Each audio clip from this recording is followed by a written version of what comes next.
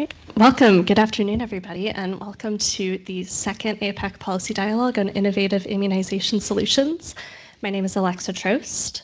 I am a senior consultant at Access Partnership and have been partnering with APEC economies over the last several years on issues related to health, specifically focusing on preventive health. So I'm very excited to be here today to moderate this session, which is being hosted and sponsored by Chile and the United States.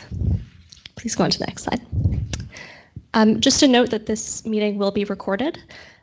We are also pleased to offer interpretation in Japanese, Chinese, and Korean. In order to access interpretation, if you are in the room, you can scan this QR code.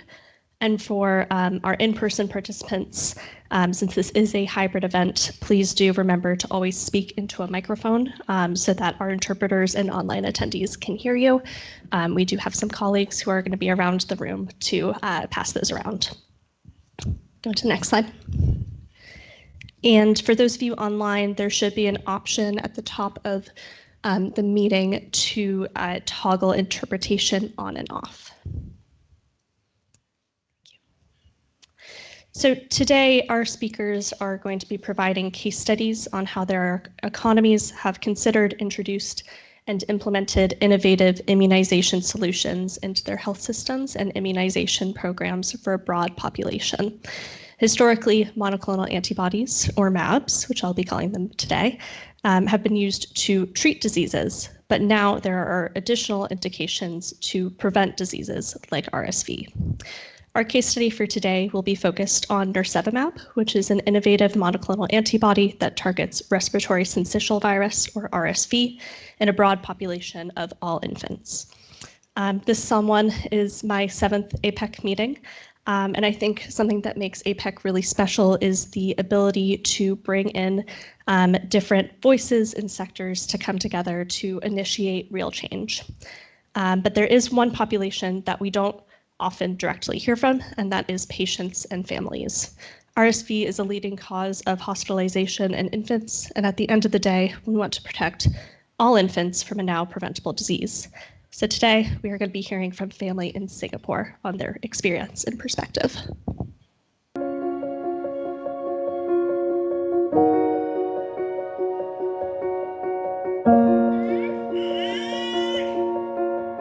My baby, I think it's around 3 months. He's having this flu and also coughing. And after that, the flu and coughing is getting more and more serious. So we sent him to another doctor. I stayed with him for a couple of nights at the hospital. And it was during the day where they came in to do the suction on him, right? There's a tube going into his little lungs and suck his phlegm out. That was painful. What we really wanted to hear from that video is that no matter the technology that we use for a broad population, we're really here today to prevent illness and prevent infants and families from suffering. So now I am very pleased to introduce a pre-recorded video from Honorable Baek Jong-hun, who is a member of the National Assembly of the Republic of Korea, who will be providing some opening remarks. 여러분 반갑습니다. 국회 보건복지위원회 국민의힘 부산 금정구 국회의원 백종원입니다. 천년의 역사와 미래가 공존하는 경주에서 제2차 APEC 행사가 개최된 것을 진심으로 축하드립니다. 오늘 뜻깊은 행사를 준비해 주신 APEC 보건실무그룹의 빅터 멜트 캠퍼스 의장님을 비롯한 세계 각국의 전문가 및 보건복지부 질병관리청 공무원 여러분께 감사드립니다. 대한민국은 OECD 국가 중 유일하게 합계 출산율이 1명 미만인 초저출생 국가입니다. 출산율 제고도 중요하지만 국민이 건강하고 안전하게 생활할 수 있는 환경 조성이 필수적입니다. 특히 최근에는 RSV와 같은 감염증이 미래 세대인 영유아 건강에 큰 위협이 되고 있습니다. 한 아이를 키우기 위해서는 온 마을이 필요하는 아프리카의 속담처럼 RSV와 같은 감염병이 우리 아이들을 위협하는 상황은 단순한 개인과 가정의 문제를 넘어 사회 전체가 머리를 맞대 해결해야 할 문제입니다. 저 역시 대한민국 국회 보건복지위원으로서 오늘 이 자리에서 주신 귀중한 논의들을 경청해 공중보건 선진국 대한민국으로 도약하는 데 기여할 수 있는 입법 활동으로 보답하도록 하겠습니다. 감사합니다. We would like to thank Member Hun for his pre-recorded remarks. I think one thing that really stood out is it takes a village to raise a child, and it really does take a village to prevent RSV. Next, I am pleased to introduce Honorable Soo Myung-ok, who is also a member of the National Assembly of the Republic of Korea. 안녕하십니까. 국회 보건복지위원회 소속 국민의힘 서명옥 의원입니다. 제2차 APEC 행사 개최를 진심으로 축하드립니다. 오늘 이 자리는 아시아 태평양 21개 회원국이 한자리에 모여 영유아 감염병 예방과 보건의료 체계 강화를 위한 협력 방안을 모색하는 뜻깊은 자리입니다. 영유아 시기의 보건과 건강은 평생의 건강을 좌우하기에 영유아 감염병 예방과 필수 예방접종은 무엇보다 중요하다고 하겠습니다. 특히 최근 RSV 같은 감염병이 미래 세대인 영유아 건강에 큰 위험이 되고 있습니다. 저는 그 심각성에 공감해 지난 2월 산후조리원의 감염 관리를 강화하는 내용의 모자 보건법을 대표 발의했고 국정감사를 통해 개선을 촉구한 바 있습니다. 다시 한번 행사 개최를 위해 애써주신 APEC 보건실무그룹, 칠레 보건부, 미국 보건복지부, 칠레 개발대학교를 비롯한 관계자 여러분께 깊이 감사드립니다. And thank you as well to Honorable Ok for her presentation. Now moving into the session for today, we have a very full agenda. We are very pleased to be hearing from 5 expert speakers from APEC and non-APEC economies today on their economies' experiences to enable access to prophylactic monoclonal antibodies. We will also have an opportunity for APEC economies to provide interventions. We have sent out ahead of time a list of questions, which we will have up on the screen at that time. And then we will also have an opportunity for Q&A, followed by summary and concluding remarks, a group photo, and a reception. I am very pleased to introduce our speakers who are both here in person and online. Dr. Rafael Eros-Brelic is a physician and research professor at the Universidad de Desarrollo and is former head Department of Epidemiology from the Ministry of Health of Chile. Dr. Eros is also the sponsor of our project in the APEC Health Working Group, and we thank him for his contributions.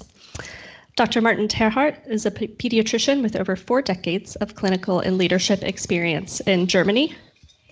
Dr. Terhardt has contributed to pediatric policy and public health, holding key roles on national committees such as STICO and NAVCO, and participating actively in regional pediatric organizations.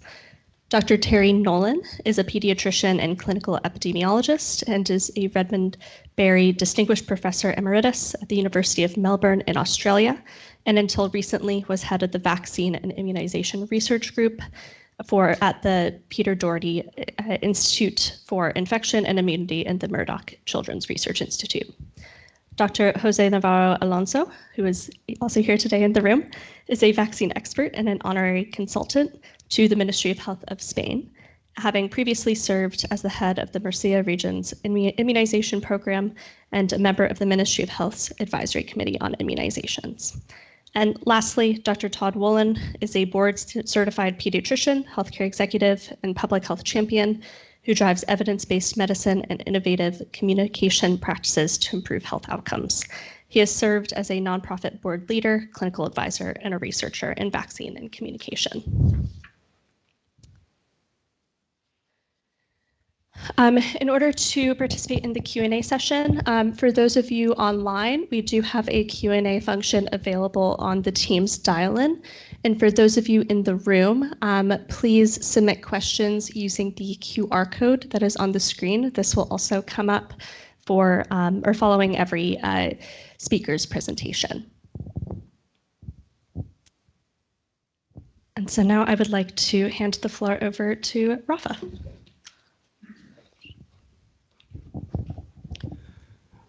Thank you, Alexa, and hello, everyone. Thank you for being here. Sorry for the voice and for the face. I'm still jet lagged, and it's like, I don't think it's going to get better. So you have to bear with me. So the idea is to explain, to tell you the reasons why we start using nirsevimab in my economy in Chile. To discuss that, and I think a couple of ideas about how we implemented the program and the way we are evaluating it. The next one, please. Or should I? Okay. So that's our surveillance of respiratory virus that we have in Chile. We've been doing this forever.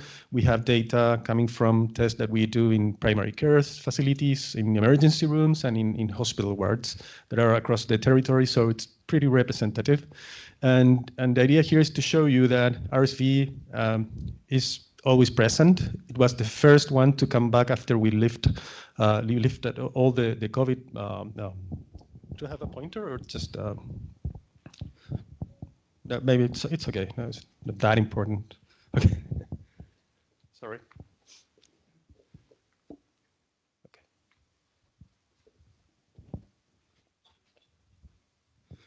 Okay, that's COVID, right? And the first virus to emerge or re-emerge was RSV. And we have this mild outbreak into 2021, and then we have two tremendous outbreaks in 2022 and 2023 that were really, a hard experience in the country. The healthcare system was very stressed, and we had more impact than we usually have.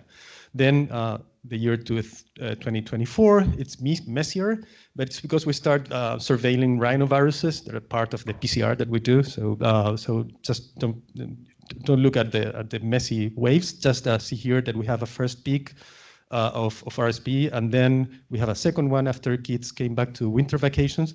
So the idea here is to show you that the year in which we started using nirsevimab was a year with a lot of circulation of RSV. So it was a good test.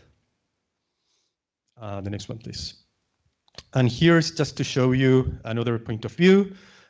This is the absolute number of deaths that we had in the 2023. This bar that's huge here, and as you can see, around 15 cases of death occurred due to RSV in that season, and that's something that we hadn't seen for like ever. So if you took the surveillance data on viral circulation, the impact that we had, I'm not showing you everything, but about a percentage of occupancy and other measures of stress of the healthcare system and the number of deaths, they're definitely, that definitely triggered an alarm. The next one, please. So why did we start using nirsevimab? I think we have two structural reasons and one more dynamic, let's say. First, the baseline surveillance. We knew that after COVID, maybe due to immunity depth or whatever, we have tremendous outbreaks with a lot of impact. So we knew that, and then we had what we call the winter campaign. Is something that we do every year. We have special resources for preparing for every winter season in Chile. It's like Korea, so we have the 4 seasons as well. So the winter is full of respiratory viruses, and every year we know we're going to have problems, and we are very well trained in preparing for that. And the 2023 was a really bad year, even though we went back and see how we did it in terms of our winter campaign, and it was okay. So there was a little room for improvement in terms of the things that we can do doing all the time the same. So there was a need for doing something different. And then we have a very smart and fast Minister of Health, Dr. Jimena Aguilera. So she rapidly realized about this last year in 2024 and put together everyone in the room. So she invited, medical societies, scientific societies, people from the general public, leaders in general, to discuss the problem, to see what we can do, and to present the evidence. And at that point, there was, an old monoclonal antibody that we were using for high-risk kids, and there was the possibility of using nirsevimab that was being used in the northern hemisphere with good experience at first, and also there was a vaccine that was approved for pregnant women. So we finally decided between everyone that the best option was to start using the monoclonal antibody. So after all this, the decision was to offer free immunization using nirsevimab for the newborn cohorts and a small catch-up cohort. Everyone basically that was born after October the 1st, 2023. So that was, the plan. And the next one, please. Here you can see the rollout. In blue is the catch-up cohort. So the kids didn't need a prescription. They just needed to go to any hospital or healthcare facility, and they can receive the immunization. In the yellow, of course, we couldn't rush the newborns. It wasn't a good idea. So it's a steady rollout. But the thing is that if you look at here, around July, everyone or a good proportion of the population was already immunized. And as I showed you in the initial slides, the peak was the most important peak of RSV that year was later in July. So we were actually on time. The next one, please. This slide speaks by itself. As you can see here, this is the number of the absolute number, the target population, the number of people that were actually immunized, and the percentage. So the coverage for the infants less than 1 year was that around 91%, and for newborns around 98%. So the coverage was high. And then about results, our paper is under next one, please. It's under embargo, so I can only show you high-level data, but it's good enough to illustrate what we saw. So on the left, you can see. Sorry, prior one. Yeah. On the left here, you can see in the curves the year 2019 pre-COVID and 2 years 2022 and 2023 in terms of the cumulative number of hospitalizations due to RSV infection. And here in bars, you can see the newborn cohort and the lactantes is infant, sorry. The cumulative number of hospitalization among the group that was actually immunized is pretty different. So we don't need statistics to see that. And here you see the same, but when you consider in bars the non-eligible population. So this population here is not the same than this one. Probably this one is older, actually. But it's a way to show you how those that didn't receive the immunization with nirsevimab behaved in comparison with the prior years. And if you put this into a line, it's going to be very, very, very similar. So this is like the general picture, and it's what we saw. So a lot of circulation of RSV during 2024, very relaxed and happy doctors in their wards. When you do the math here and you estimate the hazards of presenting hospitalization or ICU admission due to RSV infection among those immunized or not, the effectiveness is around 75% against hospitalization and 85% against ICU admission with really narrow confidence intervals. You're going to be able to see that in the paper once it's published. The next one, please. This is another way to see the same. This is just focus here. This is the box plots that show you days of hospitalization among those immunized versus not immunized but eligible. So these populations are actually comparable. And if you compare the median or compare the average, then there was like 1.2 days less in the group that received the nirsevimab. So the few that actually got hospitalized, stayed shorter in the hospital. We are currently doing the cost effectiveness evaluation. There is one that we did prior using the data from other countries, but we do not have results yet, but it's something that we're working on. Next one, please. So just to conclude, on the left side of the slide, you can see what I think are the lessons that we learned, and then here our challenges. Basically, everybody knows, but once more, surveillance is essential to detect emergencies earliest, and we really have to allocate resources to that. Then, in our case, rapid and effective communication between the Ministry of Health and scientific expert is critical for decision making in areas of uncertainty, which is responding to an outbreak. Sometimes and many times we don't have final evidence at hand, so going into this shared decision-making process helps a lot, taking hard decisions. And then also governments have to be assessing technologies all the time, because when you need to know about something, you don't have time to do it. So teams should be always reviewing what's available. And then once you use something, you have to evaluate it. So you use it, you publish it. We're doing that, and that's good for communicating what you do to other economies, to other scientists, etc. But also it's good for the public trust. Again, we are in hard times. We really need the best evidence published for being able to continue using our medical advances globally. And then it's important to continue and to do routine evaluations of what we are doing. So there might be competition. There are vaccines, that are available. We still believe that monoclonal antibodies for this particular problem are the best option. And actually, as we speak, we are rolling out our 2025 campaign using nirsevimab for the new population of newborns. That's the presentation. Of course, thank you for all the teams that work in this. At the Ministry of Health and at Universidad de Chile, and happy to take questions now or later.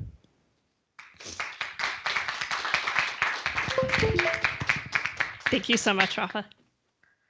I think really a great presentation from Chile, and really a testament to what we can do together when we move quickly and prioritize issues like infant health. So now I am very excited to pass it over to Dr. Martin Terhart for his presentation on implementation of RSV prophylaxis for infants with nirsevimab in Germany.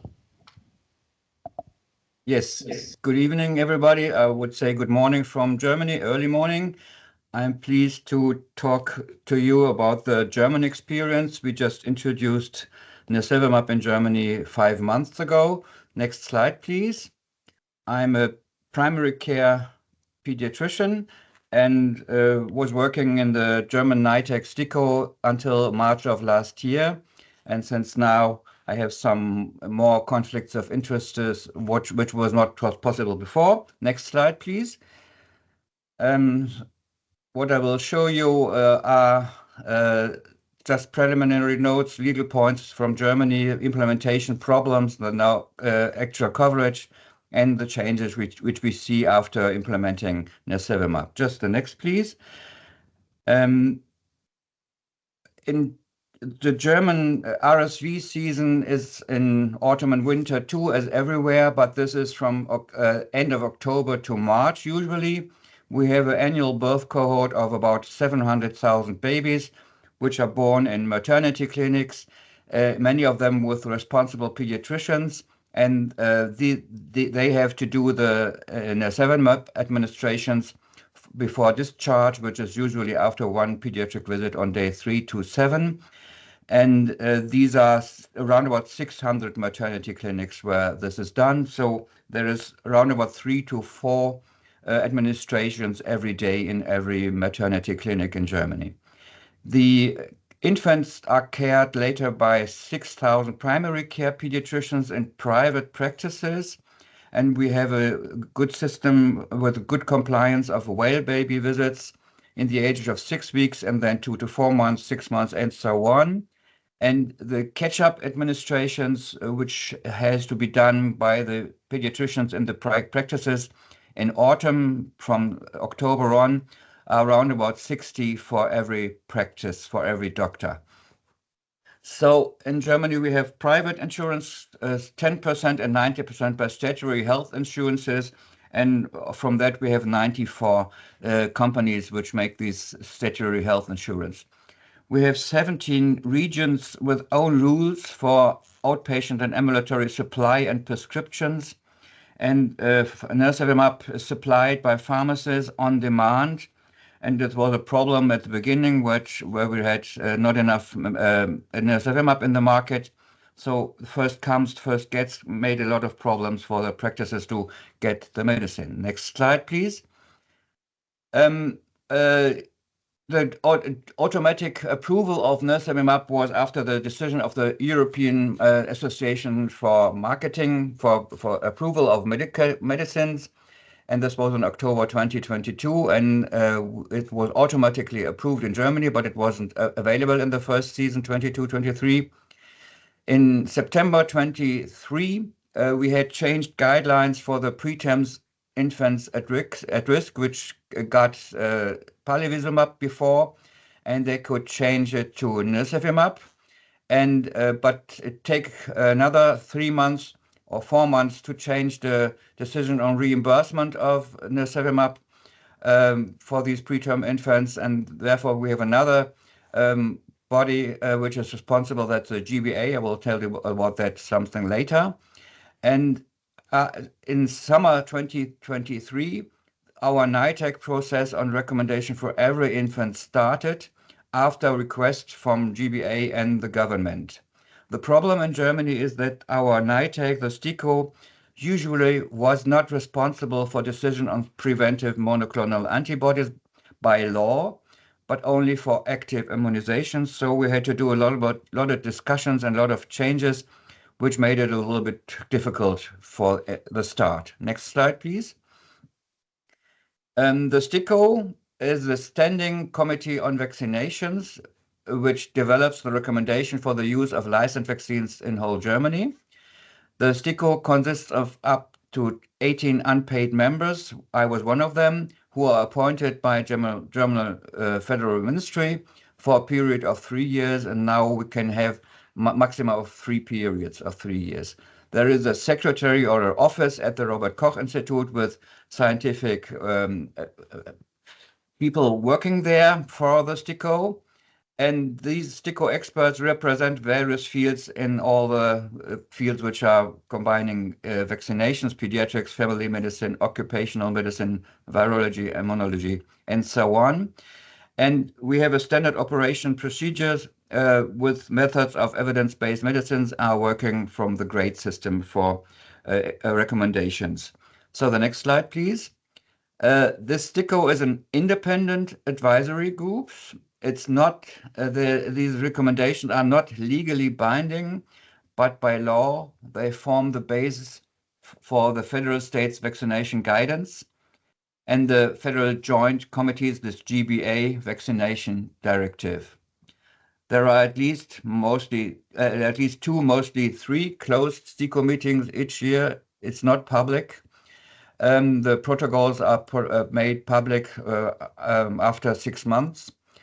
And we have permanent guests from different other bodies of the field, of the RKEI, the ministry, the federal states, the authority for the vaccines, the Center for Health Education, this Federal Joint Committee, the Foreign Office, and the Defense Office. Next slide. And this GBA, the Federal Joint Committee, which has an important role in Germany, is the highest decision-making body of the joint self-government of physicians, dentists, hospitals, and health insurance funds in Germany. And it issues the directives for the benefit catalog, which is including all the vaccines, which are then paid by the insurance funds for more than 75 million insured persons. So this GBA specifies which service are paid and reimbursed by the health insurance system. And this joint committee is under the statutory supervision of the Federal Ministry of Health, and all the resolutions and directives are passed and controlled by the Federal Ministry of Health. So next slide, please. So this NITAC process of STIKO on recommendations started in 2023. Problem was that the STIKO wasn't really responsible in former times for these kind of decisions, and but we were called to decide on that. and the positive STIKO recommendation on nirsevimab for every infant coming into his first RSV season was just finalized and published 4 months before the start of the last season in June 2024. And until now, we have no recommendation for the maternal vaccine. Next slide. So how it went this season in September, we finally got the necessary legal changes concerning the reimbursement for every infant in the first year of life, which were finalized by the Ministry of Health. Then we had sectoral negotiations on administration's fees, kind of delivery and reimbursement costs for practices and the clinics. And these negotiations were still ongoing at the beginning of the season. And when the supply administration started, there were still a lot of problems which were not solved. And now in January, we had finally solved the problems for the maternity clinics, but there are in some parts still ongoing. So the in-season infants had low compliance in the first months of this season, but now it's working better, and I think it's working fine for the next season. And in the outpatient system, in the pediatric practices, there are still ongoing prescription problems because we have to make prescriptions for this medicine for every single infant, and we have to use multi-dose packages, and what's very difficult for all the regulations we have in this sectoral system in Germany to solve problems for the pediatric practices. Next slide, please. The implementation in general, we have in Germany no vaccination program. We have just recommendations. We have no complete RSV surveillance. We have the sentinel systems, and we have lacking diagnostics, especially in the grown-ups. We have good diagnostics in the clinics when children go into hospital because of ARI. We had a very late decision in the season 23-24 for the at-risk preterms, and we had a late STIKO recommendation for the nirsevimab for all the infants in summer of 24. We have no STIKO recommendation for maternal vaccination yet, but there is ongoing opportunistic vaccination in pregnancy at own costs, what led to difficult situation after birth in spring or early summer when children are born in spring with a vaccinated mother. They came into the season 5 or 6 months after their birth, and nobody really knows are they immune enough, or shall they get a vaccination with nirsevimab.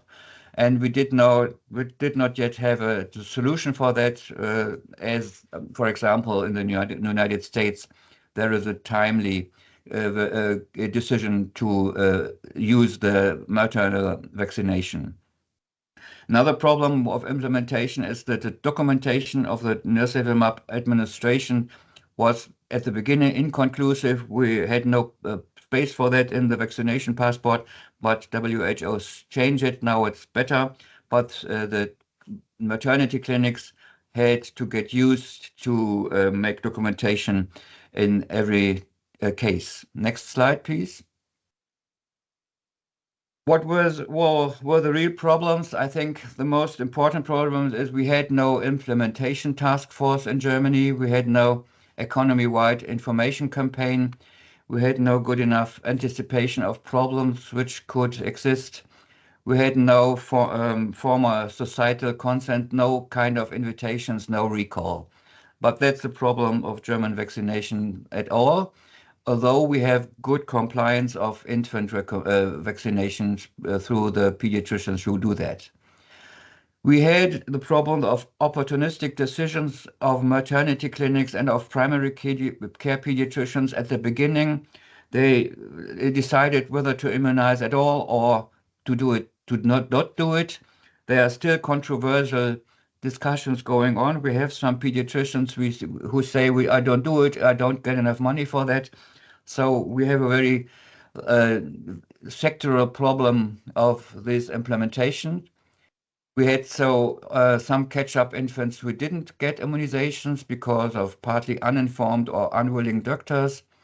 We had some in-season newborns who did not get immunization, especially in the beginning of the season in some clinics because of lacking preparedness and lacking resources.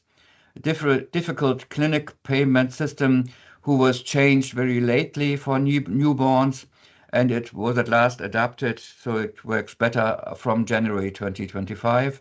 And as a reminder, the season in Germany starts at the end of October. The supply of the nirsevimab was difficult at the beginning in some places. It was not enough material. There were syringes coming from ashore with foreign leaflets. We had multi-packs versus single prescriptions. These are all problems which could be solved better in other economies. Next slide, please. We had some advertising campaigns on awareness for parents, but they got really less attentions.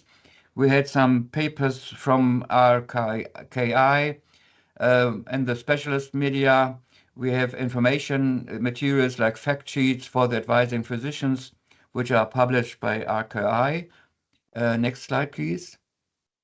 That's an example of this fact sheet for the pediatricians, which they can use to make advising to their parents. Next one. Next slide, please. We have materials for parents, which are published by the German Green Cross and RKI and the Federal Institute for Public Health in German and in 9 languages. Next slide, please. There are some other things coming of that. Next, please. Yes, and run war. These are the materials for the parents, rather complicated. I think we should use other things in easy language, but this is now on the market for the parents. But in fact, it's not well known. We have no implementation campaign to make these things public. Next slide. The actual coverage in Germany, which is still ongoing, but we are in the final part of the season. We have no on-time measurement. We have no vaccine registry in Germany for vaccinations and immunization like nirsevimab. The RKI just measures this numbers with data coming from insurance and of the outpatient systems and in the next time in future by additional data from the maternity clinics billing system. But we will get these numbers just in Q4 of this year. So we're really late after the season, it's nearly half a year or more after the season, which will have first data. We have some representative numbers from the pharmacy market and from the manufacturer for this season. So we know that there will be delivered around about 500,000 syringes, which would allow a coverage of up to 70% in this first season in Germany. And we have some small prospective studies to get more epidemiology data, which are still on the way. Next slide, please. This is the changes in epidemiology of the acute respiratory infections. The red line is influenza, the blue line is RSV. You see it on the left side, the last season, and on the right side, this season, you see the numbers are lower. So we think we see an effect, and this is just the hospitalization statistics. Next slide, please. And now you see the age groups, the hospitalizations in blue, again, the RSV, and in red, the influenza. The right one is the last season, 23-24, and the left one is the actual season, 24-25. You see in the infants, the left bars and the left line, the blue line, the numbers are lower than in the last season. So we have an effect already measured in the hospitalization data of this Sentinel system. Next slide, please. The German Society of Pediatric Infectiology just does a survey of German pediatric hospitals for RSV positive cases of children of all ages. And you see the statistics. The dark green bars are the last season, 23-24, and the bright green bars are the actual season. You see lower numbers and later beginning in the actual season. November and then December was starting, but it was always less than in the season the year before. But now in February, it's the opposite. We have more. We don't really know, but what I hear from the clinics, that these are more of the older children than of the small infants. And the other problem, which we know from data from Spain, it could be beginning of waning immunity after giving nirsevimab to the cohort in October, which was the catch-up cohort. But we really don't know. The exact interpretation is still lacking. Next slide, please. And these are the statutory surveillance data on RSV only for the infants from 0 to 11 months. On the left side, it's the last season. You see the numbers going from week to week in the bars, and it was above 200, the incidence. And in this season, on the right side, the number just gets to 70. So we see an effect in the infants was to the notifications, but we see we don't have exact interpretation, but we see an effect of nirsevimab for sure. Next slide, please. So I come to my concluding remarks. I think German regulation did not fit well for the implementation. We have to get better. The societal and professional consensus must get better. The uptake must get better, and the surveillance must get better. What we really would need a better preparation. I think we need, or you, if you have to implement it, need a implementation task force with good preparation for societal and professional consensus. You need a vaccination program with good surveillance of vaccination compliance rates and diseases. And the in-season infant administrations is continuously important for the whole season from the beginning. And the catch-up infant administration should be started at the right time point. Maybe we started too early in Germany, and we have a just small time frame to do it, and to have always choose it in every year, maybe a little bit different. So I think that was my last slide, I think. I thank you for your attention. I am pleased to get some points in the discussion later on.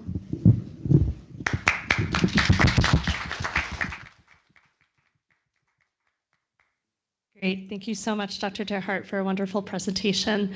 I think really interesting to hear how there were some challenges in the beginning, but that Germany really worked to identify those challenges and understand how moving forward the introduction and implementation of innovative immunization solutions can be improved.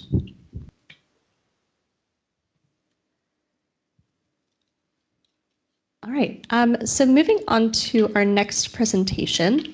This presentation comes from Australia. We are joined here today by Dr. and Professor Terry Nolan, who will be presenting on RSV prevention in infants. Dr. Nolan, over to you. Thanks, Alex. Just a sound check. Can you hear me all right? Yes, we can. Okay, thank you. If we go to the next slide, please, which contains my disclosures, the most important of which is the last one, which is that what I'm going to tell you about and the interpretation of the data are my own. I don't speak on behalf of the Australian government or any particular institution or commercial entity. Next slide, please. Just to remind us all where we are with this new era of intervention against RSV.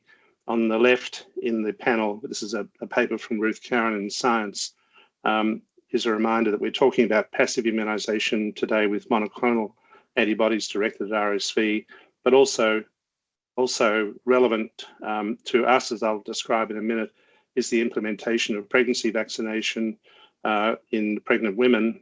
And that too is another form of passive immunization of the infant through transplacental transfer of antibody to the infant.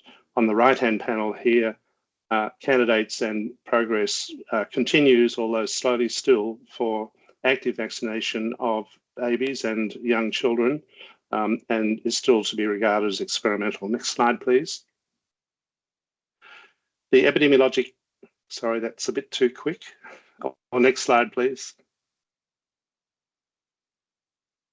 Next slide, please. Thank you. This is annual curves going back to 2021 of notification. RSV is a notifiable disease in Australia, and this is cumulative total notifications. And you'll see 2021, which was right in the still in the middle of COVID and all of the implications we had with lockdowns. The curve for RSV is on the floor. I don't have a pointer, but very close to the axis is that curve for 2021, when, like many countries, we saw very little RSV transmission, but then subsequently, as shown by the other curves, it returned. We had, in the first season, post the COVID lockdowns, increase in reporting in the summer, our summer, as opposed to the winter, but it's reverted to the normal pattern now. Next slide, please. And similar to other countries, the epidemiology of significant hospitalisation is really confined to young infancy. These are Australian data which for the period 2006 to 2015, and show you that in early infancy, in particular in the first couple of months of infancy, is the peak period for hospitalisation. Next slide. In 2024, so that's last year, in our winter period, which is really from about April until the fourth quarter of the year, 2 of the states in Australia has 5 states, it's a Commonwealth, 2 of the states funded implementation population-wide in infants of nirsevimab, in Western Australia and also in Queensland in the top left panel, both starting around about April or May, and then proceeding during the year. In Western Australia, in the winter period only, so completing in September, but in Queensland, which is subtropical in the northern part of that large state, continuing on beyond that. Newborns were delivered nirsevimab in the obstetric hospitals before discharge, or following discharge through a catch-up program through local immunisation providers, usually general practitioners. So in our system, that administration can happen by a doctor or a nurse, depending on where they're located. And again, the funding for this, as it shows in the bottom box here, was not by the federal government, but through the state governments. Normally for, as I'll explain in a minute, National Immunisation Program funding comes from the federal government, but the federal government had not funded this. And so on the right-hand panel, you can see here that newborns and infants under 8 months of age were the target population. And in addition, babies with comorbidities, existing medical risk conditions, and also our Indigenous children who are at higher risk were targeted, and similarly in Queensland. Next slide, please. The West Australian implementation, I'm just going to show you 2 slides on the outcome of that. This is 2024. Around about 23,000 babies received nirsevimab from their birth cohort, which represented something of the order of 80 to 85% coverage in that period. Aboriginal uptake and so on is a lower proportion, as shown here. And you can see here that the delivery of those doses happened pretty quickly, in representing both the catch-up and then the neonatal cohort as it was being born over that period. Next slide, please, which shows the results and the evaluation of this implementation. You can see on the right-hand side, to summarise here, the nirsevimab immunisation effectiveness was 82.3% against hospitalisation. Top panel are hospitalisation numbers, 83.9% for the year 1 cohort, and a lower success rate, but still high for the year 2 cohort. And then below that is the impact on both notified RSV disease in 2 exemplar age groups under the age of 2 months and then under the age of 8 months. You can see in the right-hand column of this table the reduction of 63 and 61% respectively of notifications, hospitalizations, and a very similar result for the older age group. Next slide, please. In Queensland, the delivery, next slide, the delivery was slower in terms of achieving coverage because it's both a very large state as is Western Australia, but because they were slower to get going. But nonetheless, it did commence in late April of 2024 and had a similar target group. But this program was delivered not as a seasonal program, but as a continuing program. Next slide, please. And just to summarise here, you can see these two graphs here, the lighter coloured teal colour for 2024, approximately a 50% reduction in estimated hospitalisations for RSV in the target age group, in this case under 6 months of age. The right-hand panel, you can see that it was estimated that their newborn uptake was slightly lower in Queensland at around about 80%. Their data quality was not as good as it was in Western Australia, with something between 50 and 70% of a catch-up as opposed to the 80% for the newborn coverage estimate. Overall, there was something of the order of close to 40% increase in total RSV cases in 2024 from the year before. And despite that surge, there were substantially fewer hospitalizations compared to the same period in 2023. Next slide, please. So what's happening now for 2025? This is the second year. Next slide. We now have a national program which represents, well, I don't want to just hold on the reveal. I just want to do one or two at a time here. Thank you. Just deal with the hybrid program first of all. Next click, please, which is funded under the National Immunization Program, or NIP, which includes for the first time the funding of a pregnancy vaccination with the prefusion F protein, the bivalent vaccine, non-adjuvanted, between 28 and 36 weeks of gestation, which is being implemented as we speak at this time. This is the Pfizer vaccine. Next slide. Next click. Alongside that sits not the federal government funded, but a state government funded program for the implementation of nirsevimab in all states now, not just those two states, from 2024, for infants born between 1 April and 30 September in those states that have a temperate climate. So in Victoria, which is the southernmost state, my state, and Western Australia, and also South Australia, it's a seasonal program. But in all the other two states, Queensland, New South Wales, and also in the two territories, Northern Territory and the Australian Capital Territory, which is where Canberra sits, it is an all-year program. Next click. The second season catch-up is also occurring for those born on or after October 23 who are vulnerable to severe RSV. Next click. Including Aboriginal Torres Strait Islander children. Next click. Young children with conditions associated with increased risk. Next click. And the word prioritise is deliberately used on this slide, not because I believe it's the right way to go, but because that is the word which is being used by the government in the campaign to promote the pregnancy vaccination. The hope is that rather than having a sort of a decision of whatever you like to get, they're trying to convey a message that really pregnancy is preferable to have it done because it's out of the way. And then only those, in the next click, only those whose mothers do not get vaccinated in pregnancy will then be eligible, with one exception, will be eligible for nirsevimab. So of mothers who did not receive maternal RSV vaccine during pregnancy will get nirsevimab, will be eligible for it.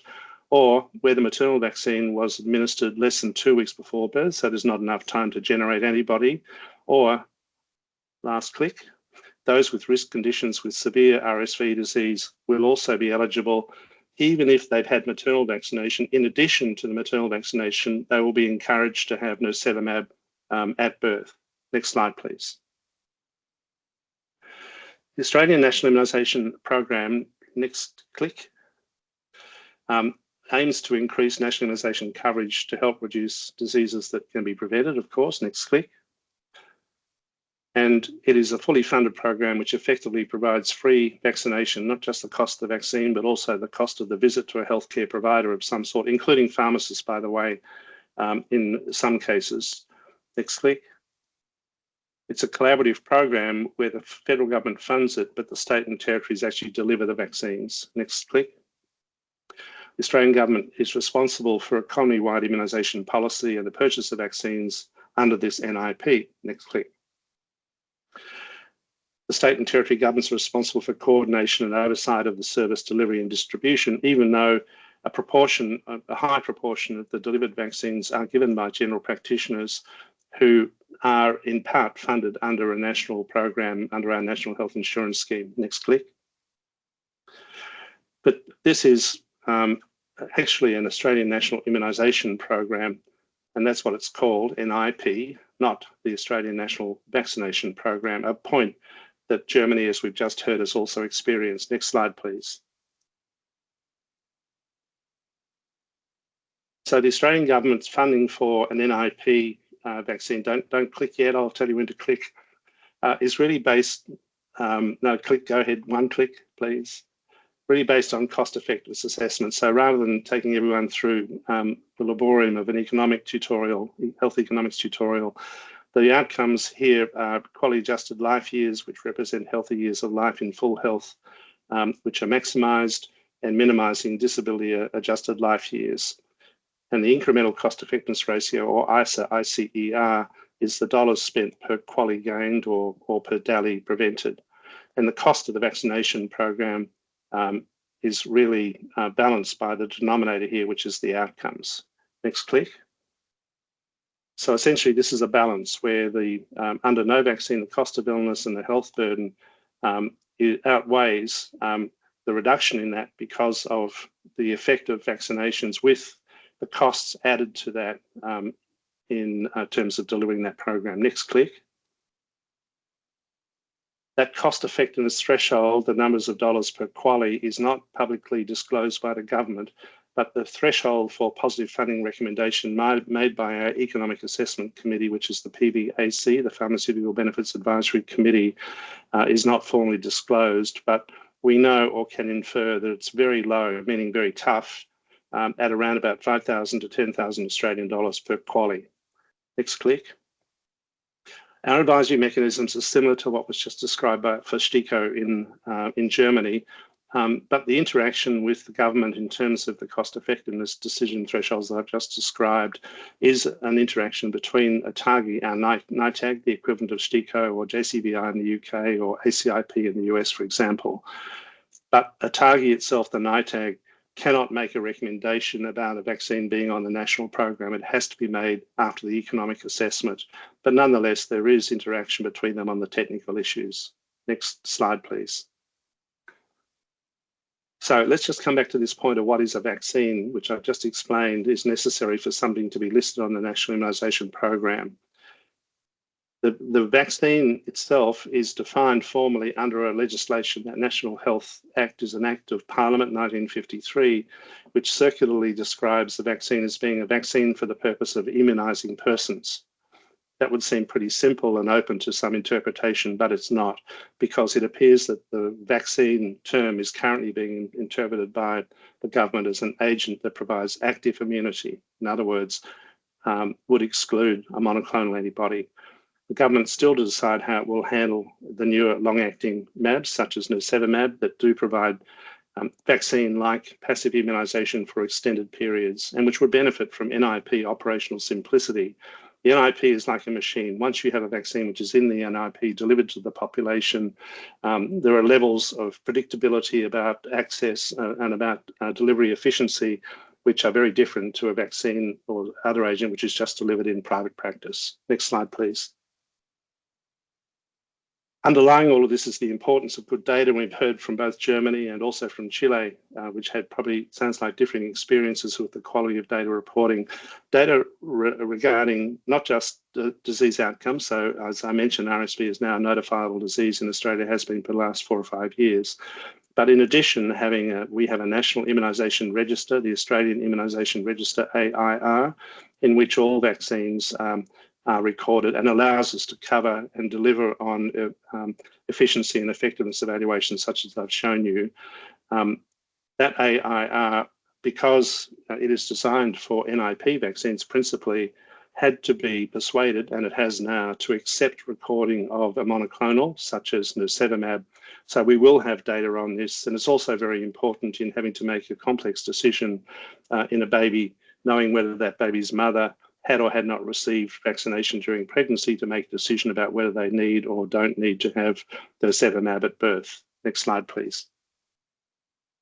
So there are still some important questions to be answered, and this is not a research meeting, but I can't resist just reminding you where we sit with this, because we're making policy decisions in the absence of directly comparable data. For example, first quick click, please.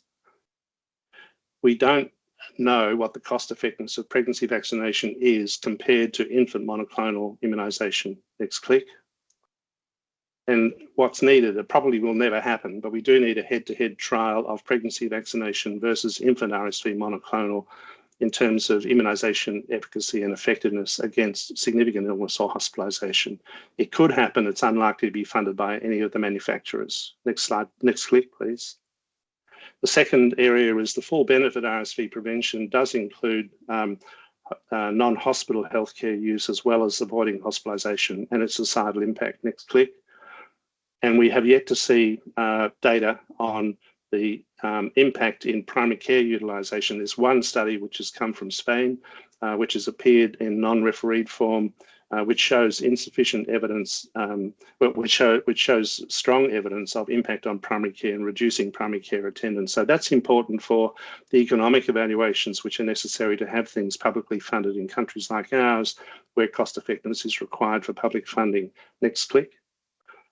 And thirdly, there's possibly a whole range of other longer-term benefits yet to be realised in terms of early RSV infection prevention. In particular, the possibility of reducing longer-term impact on asthma or other wheezing illness. Next click. And those studies are going to be required to follow babies up into early childhood and then beyond. Next slide, please. So in conclusion, this recent Australian experience now over 1 year and into the second year adds to the growing global evidence which we've seen from Europe and South America and elsewhere, the US more recently, of nirsevimab use resulting in safe and highly effective prevention of infant RSV morbidity and hospitalization.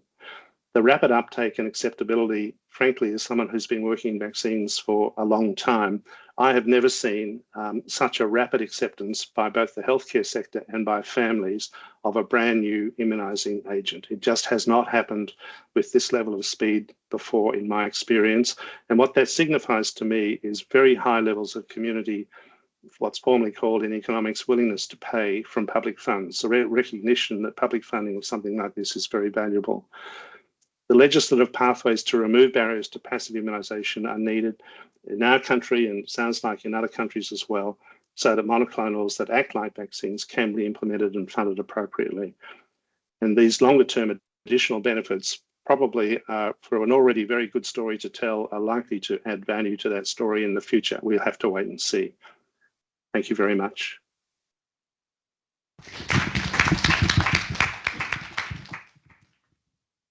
Dr. Nolan, thank you so much for a fantastic presentation. I think really meaningful to hear from you on just how unique the situation is with the high levels of acceptance, and really interesting to hear how you have found a creative way to have an interim solution for access through states while the changes to legislation to enable access through federal was underway. So thank you for that presentation.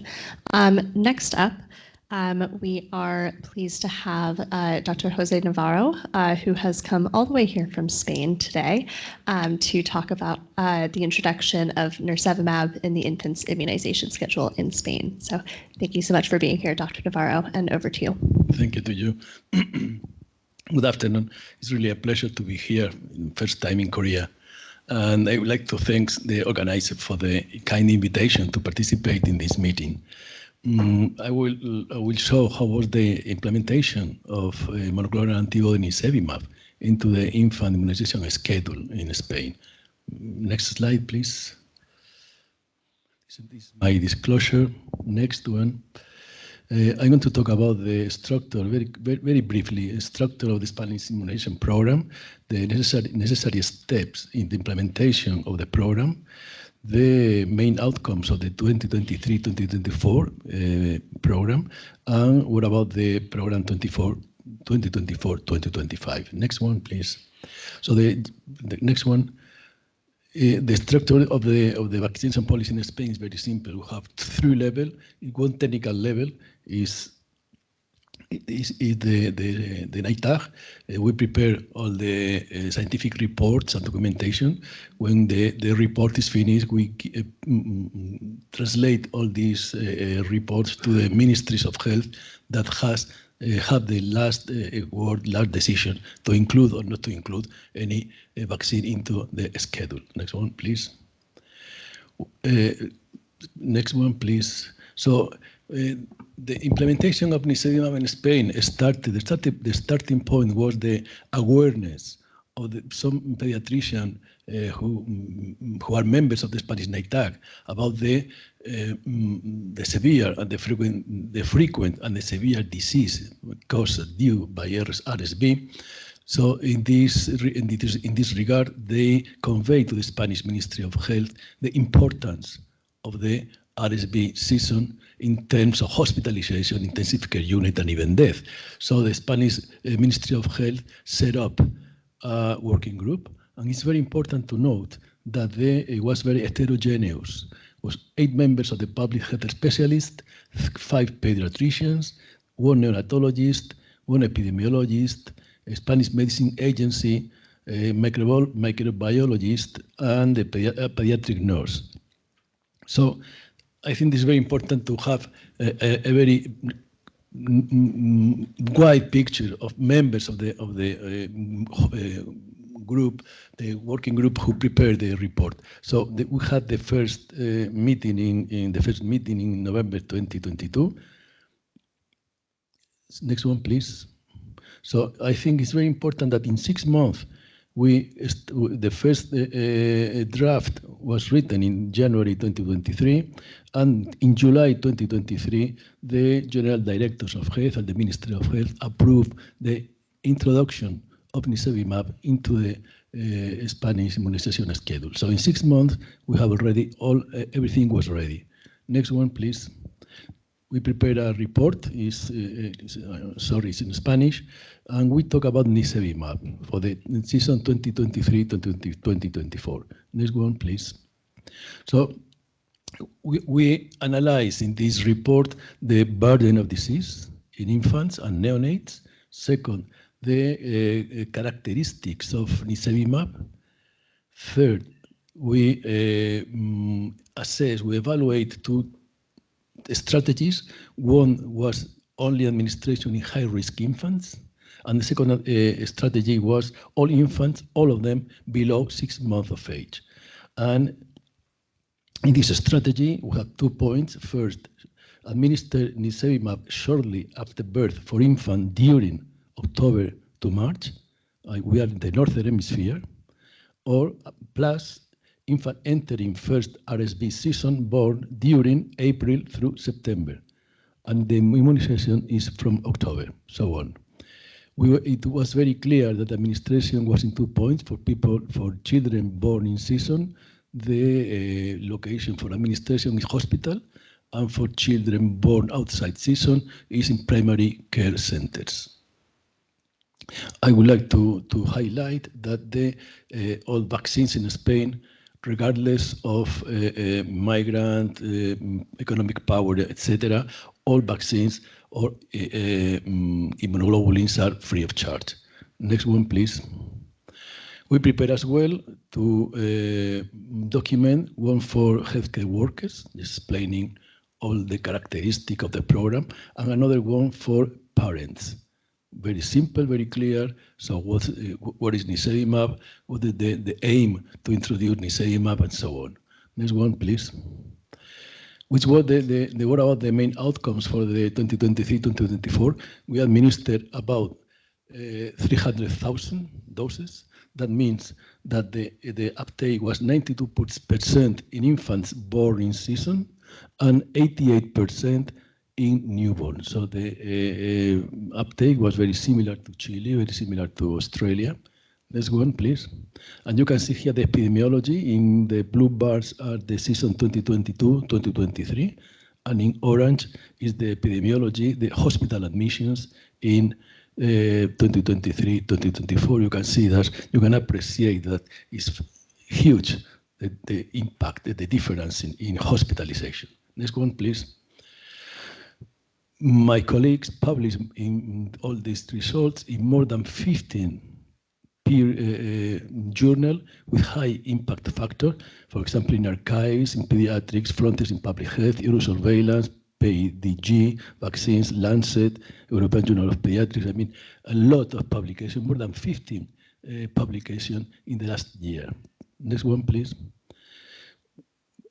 Here in this slide that just a synthesis of all the studies. I'm very sorry, but I have no time to go one by one describing the characteristic of it, but we have case control studies, cohort studies, so a huge variety of methodology to measure the impact and effectiveness. Next one, please. Next. This one. So briefly, the main results about the effectiveness, hospital admissions between 80 and 94%. Intensive care unit admissions between 85 and 90%. And emergency visit for all-cause bronchiolitis, this is regarded to Dr. Nolan, 54%, really impressive. And the impact, close to 10,000 hospitalization averted in children less than 1 year, one hospitalization averted for every 90 immunized infants in the catch-up cohort, and one hospitalization averted for every 41 immunized neonates in the birth control. And very important as well, the effectiveness maintained in the first 150 days after administration. So the effectiveness was maintained in half a year. Next one. What about the 2024-2025? We have a novelty in this case. The European Medicine Agency approved a vaccine for being used in adults and in pregnant women. Next one. So we move, as the rest of my colleagues, we move from child vaccination schedule in infancy to immunization schedule in infancy, just to give room for the monoclonal antibody. So in this case, we prepare another report, and we can see that we delayed nirsevimab, and we changed by passive immunization. Please. So what about the contents was we update the disease burden, and we analyze, we assess two strategies. One is monoclonal antibodies administration, the same as 2023-24 season, and the other strategy we assessed was vaccination in pregnancy, because the EMA approved Abrisbo in August 2023. Next one, please. In this slide and next slide, we analyze the advantages and disadvantages of every strategy. In this case, the potential advantages of monoclonal antibody over maternal vaccination. First, very good acceptance of the strategy by the population, parents, and healthcare workers, as reflected in the very high coverage achieved in the 2023-2024 campaign.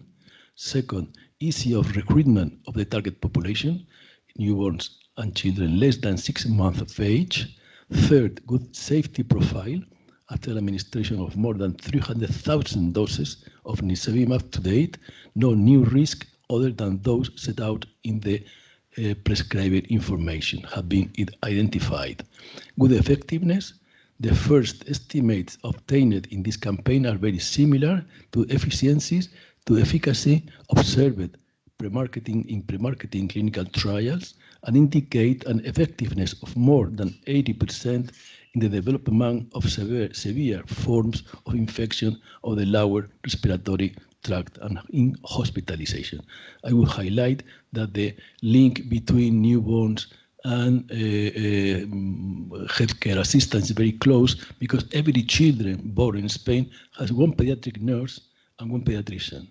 So it's a link very, very close. That means that the uptake of nirsevimab and uptake of the rest of vaccines, DTPA, HIV, hepatitis B, is over 97%. Next one, please. Potential disadvantages of monoclonal antibody versus maternal vaccination. Some mothers may prefer to be vaccinated during pregnancy rather than administering a monoclonal antibody to their newborns.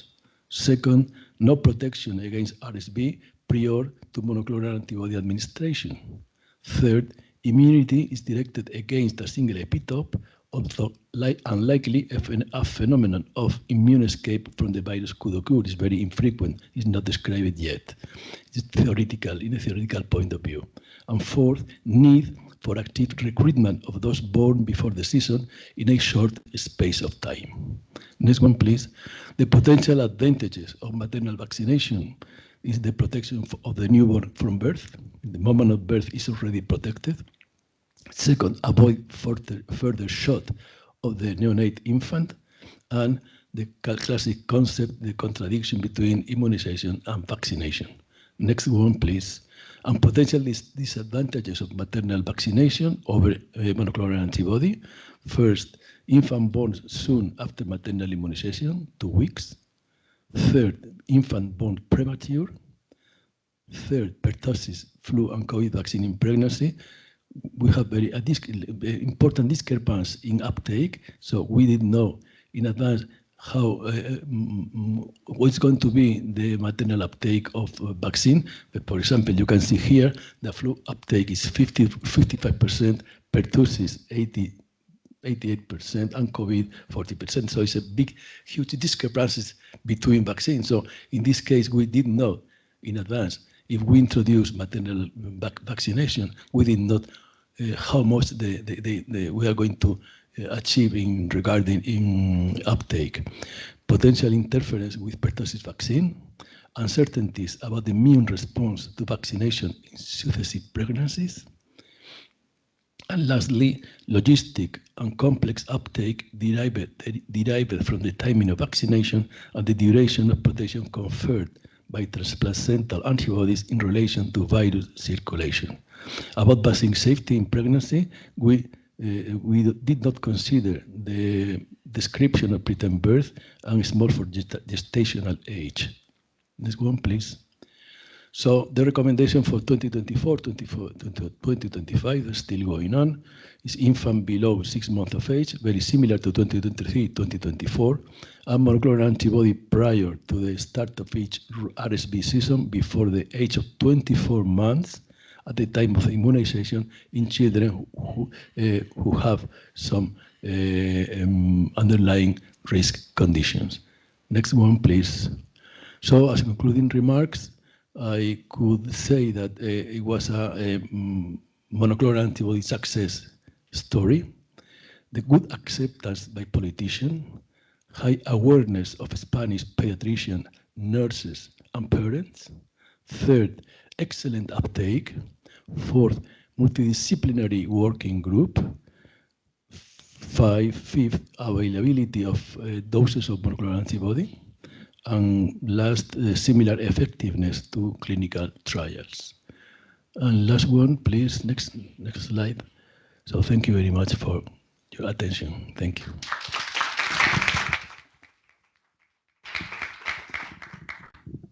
Thank you so much, Dr. Navarro, for coming all this way from Spain and for your fantastic presentation. I think something to emphasize is that it's really great that Spain was able to make this happen quickly, but also did so very, very thoughtfully by engaging healthcare professionals and collaborating with physicians and nurses from the get-go in order to make sure that there was high acceptance and uptake.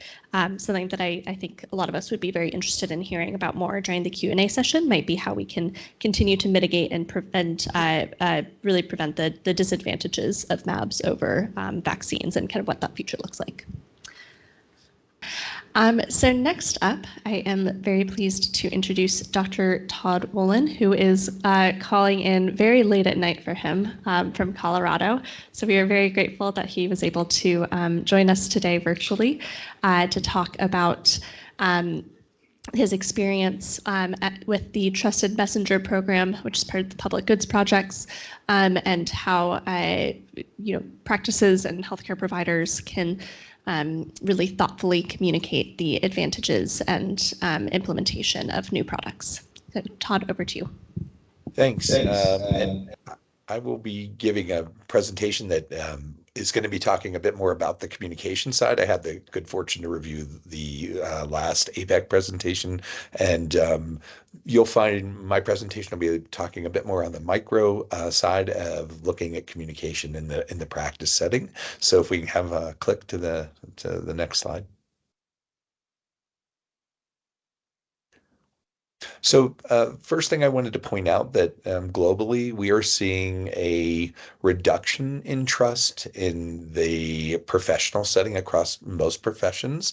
And this includes, as you can see in this Edelman Trust Index, which was a global survey that went out to over 15,000 participants, many from APEC economies, that there is a reduction in trust across things like government and employers and businesses. But if you click one more time, you can see that many people surveyed still very much trust their primary care provider, HCP, healthcare provider, that there is still significant trust. And this is true from surveys that we see in the United States, but also globally. And this is important because as we see the growing amount of noise across the internet and social media, which is impacting people's healthcare decisions, there is still a huge role to be played by the primary care provider. Next click, please. A quick bit of background on myself. So I am a pediatrician. I was a clinical vaccine researcher for 14 years. I became the CEO of our practice in Pittsburgh, Pennsylvania called Kids Plus. We had 3 offices to the north, centrally behind our downtown and south. 2 more clicks, please. And you can see we were competing with, in the US, we have a very fractured healthcare system. We were competing with $2 billion healthcare systems that had pediatric networks 5 times and 20 times as large as us. One more click, please. Our independent pediatric practice, though, was top in immunizations, well preventative visits, and screenings, which are things that were measured for in terms of quality.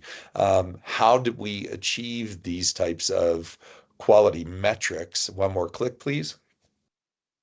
One is that we were very much aware of the importance and the trust that exists between local healthcare providers and their patients, and the importance of communication. Another click, please.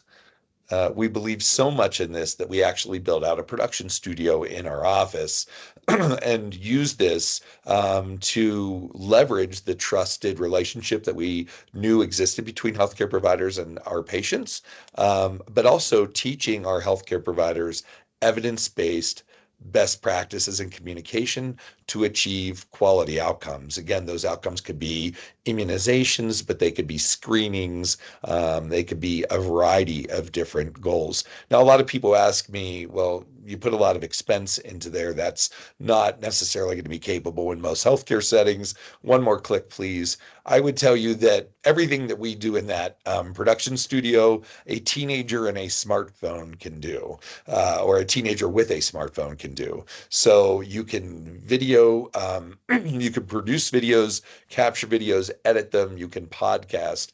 And it's a bit of a, since this whole meeting is about innovative immunization solutions, I did want to give you the experience of something that we are not only working with in the United States, but also working internationally about how to really enhance, using communication to enhance the relationship to get people to their own personal healthcare decision. Next click, please.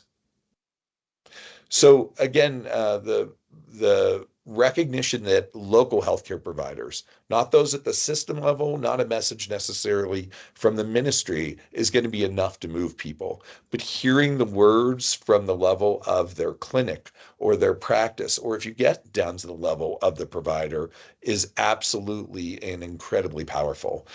In the work that we do with the Trusted Messenger program, it's about empowering healthcare providers, again, with evidence-based communications to drive whatever the quality metric is that you're trying to achieve. In our case, we were very effective in doing this with immunizations. We also applied it to monoclonal antibodies, which I'll point out again at the end here. Next click, please. So at the end of the day, really, this is one of the biggest responsibilities of healthcare providers. Next click. So we're trying to get families to do more of some of these or less of some of these. And the question is, in healthcare professional schools and residencies and training, whether this is physicians, nurses, pharmacists, we actually don't get much, if any, communication training. Next click, please.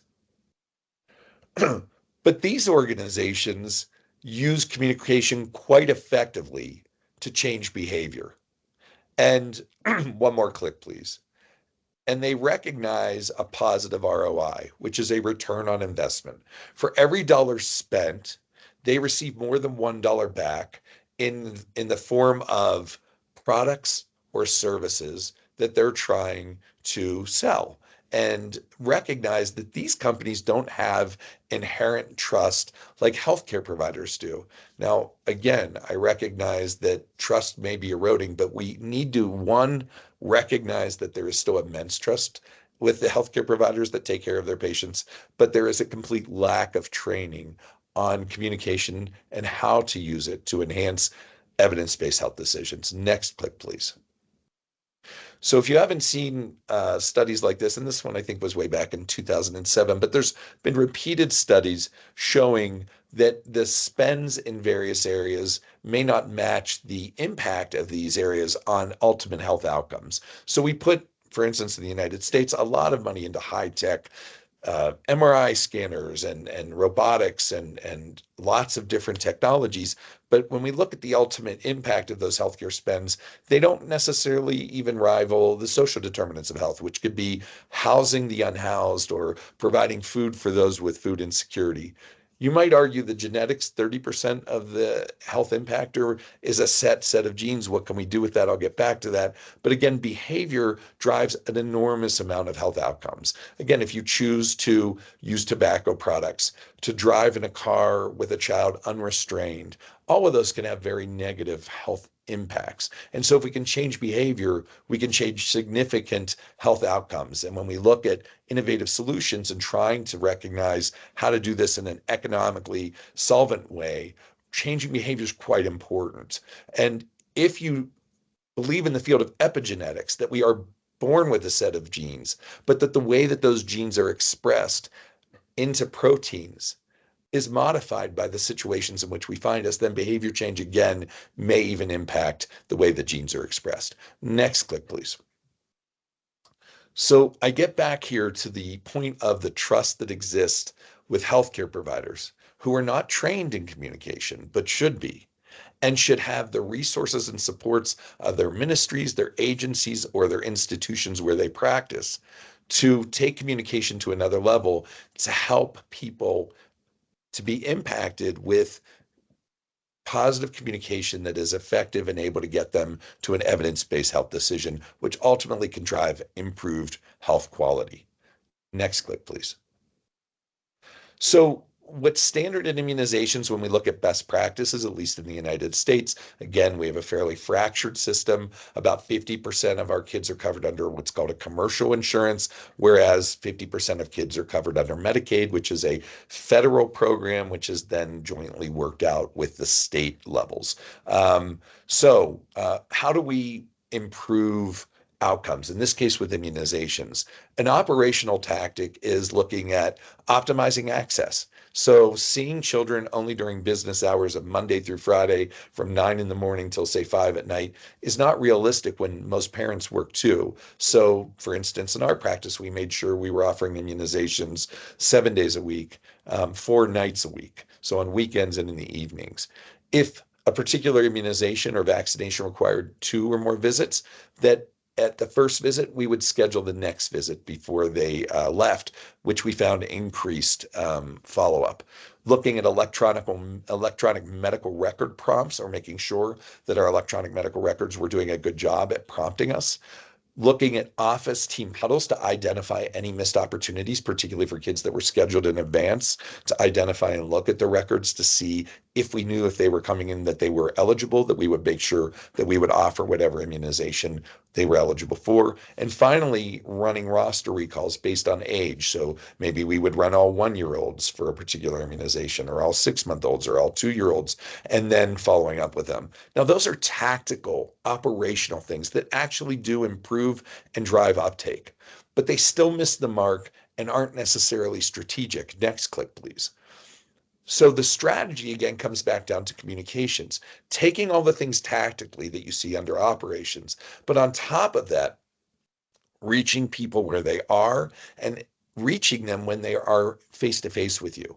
I think we can all agree, and as we saw the World Health Organization identify the infodemic that we are now in the midst of, that there's a lot of noise out there. And so in the United States, we have people that are coming in that are now very much questioning current recommendations coming either from the governmental level or from their health system that they're in, and sometimes even from the recommendation from their healthcare provider. And we'll talk about how to address that. Next click, please.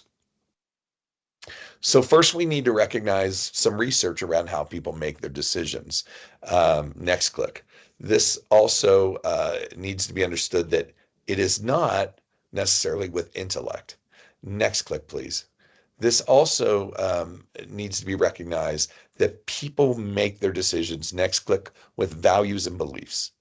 And how do we deal with this, next click, with healthcare decisions? Well, the same thing holds true.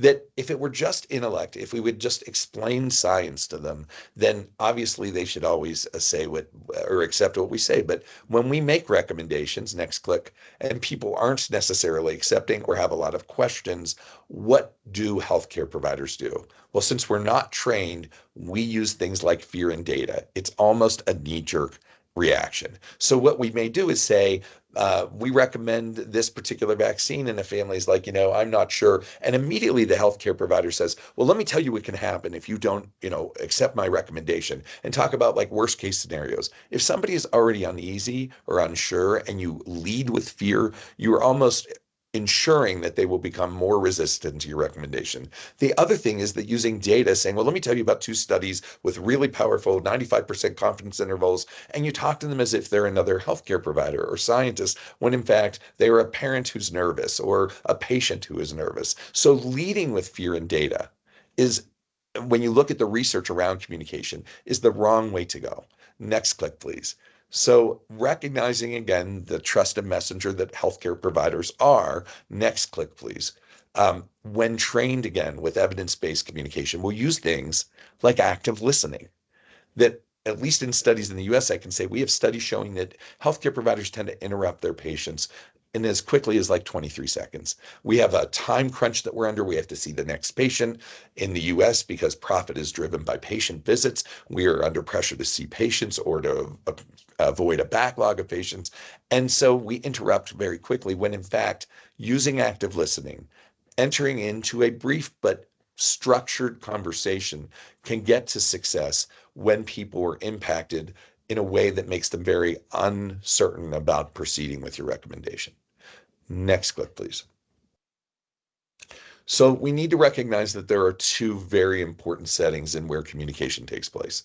It is absolutely true that when you are face-to-face in person with your patients in the exam room or in the clinic, like I am or was with my patients, I just left practice at the end of last year, that's an incredibly precious and powerful setting to have a very important communication. But let's recognize that that is not scalable. You can only see 20 or 30 or maybe 40 plus patients per day. So even if you have amazing conversations, not every one of those visits is going to be about a particular immunization in this case, or a use of a monoclonal antibody. So you can't scale those up to have mass impact. But everybody, and when I say everybody, if you look at the data of people that are online and have social media profiles and digital access, we are into the 90% in most countries. And it is impacting them. As a matter of fact, they curate a lot of their news content now through their digital and oftentimes social media channels. Next click, please. So this is basically an example, not the only, not the best way, but a mnemonic AIMS, which represents an approach to a face-to-face communication that you can have with your families. It stands for announce, inquire, mirror, and secure. I've been fortunate enough to be involved with this training. This was actually something that was created by Dr. Angus Thompson and Dr. John Parrish-Sproul. I've worked internationally using this training, but announce, inquire, mirror, and secure. So I'll give a quick example. In this one, let's just pick an immunization. I say you have to learn how to make a presumptive recommendation. You don't make a participatory or an equivocal recommendation of, do you want to get vaccinated or do you want your child to get vaccinated? You make a clear recommendation that your child is due for this vaccine or immunization today. If the family says, fine, then you go ahead and you vaccinate or immunize. But if they say, I'm not so sure, then you inquire. And this is where we use active listening. And I could say, Mrs. Jones, you've been bringing your child here or your children here for years. Can you please tell me more about your concern? And she may say, well, I read on Facebook that that's the immunization that could cause infertility. It can sterilize your child. Now you mirror those words back.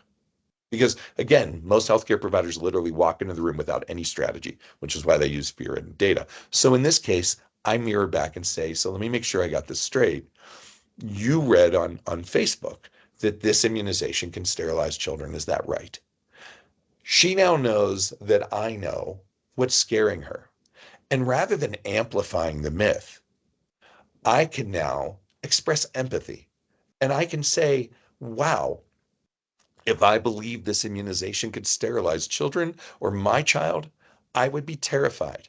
And now I can use a human approach, because that's why I went into healthcare, to say, can I tell you why I got my daughter or my son or my grandchild, or I recommended to my cousin to get this vaccine? Then you can even go into the science, because you haven't led with science and fear. You've taken a moment to show empathy and recognize that they're scared. They want their child to be healthy, but they've been impacted by inaccurate information or false narratives. And you can oftentimes at that point get back to your recommendation, which may be accepted at that visit. But if it isn't, S stands for secure. And you can say, I appreciate you taking time to explain to me what is concerning to you. And while it's very important to me to make this recommendation, and I will again at subsequent visits, this was actually really helpful, and I appreciate it, and I thank you for trusting me and talking to me about this. And then you can follow up at subsequent visits. This sounds simple, and I've taught this to audiences of healthcare providers who have subsequently been able to go into rooms with this strategy, because a lot of healthcare providers now, post-pandemic, feel like they're back on their heels. Like, I don't even want to make a recommendation because I feel like I might get into an argument. But now, given strategy, and this is obviously a simplified strategy, but even this works, going into a room with a plan of action on how to recommend whatever it is that you're recommending, in this case, a monoclonal antibody, and how to approach it regarding how they respond to you. Next click, please. The next thing to recognize is, again, the visits aren't scalable, that you can't reach hundreds or thousands of people per day. And while I'm currently on vacation in Colorado, but I'm from Pennsylvania, my job is not big to be big in New Zealand or in Australia. It's to be able to reach my community. And a tool like this is absolutely the way we can do it. That healthcare providers need to be able to reach their patients when and where and how their patients prefer. And that is true. The families, whether they have Gen Z or millennials or Gen X or boomers, everybody has gotten to a point of, when I want information, I want to find it at whatever time it is, whether it's 2 a.m. or 6 p.m. And frankly, if you're not there, if you're the healthcare provider for that family or your practice doesn't have some level of digital presence so that they may look it up or have it pushed into their feed, they'll get the information from somebody else who may not have their best interests at heart. So recognizing that this tool works together with in-person communication, this can reach people 24/7, 365, and it builds and enhances that trusted relationship we have in person. Next clip, please. So when it comes to nirsevimab, I will tell you that, we're into our second season in the United States. It has been designated, having that vaccine designation, as you've heard from Australia and other countries, that the designation and how things get paid for is quite important.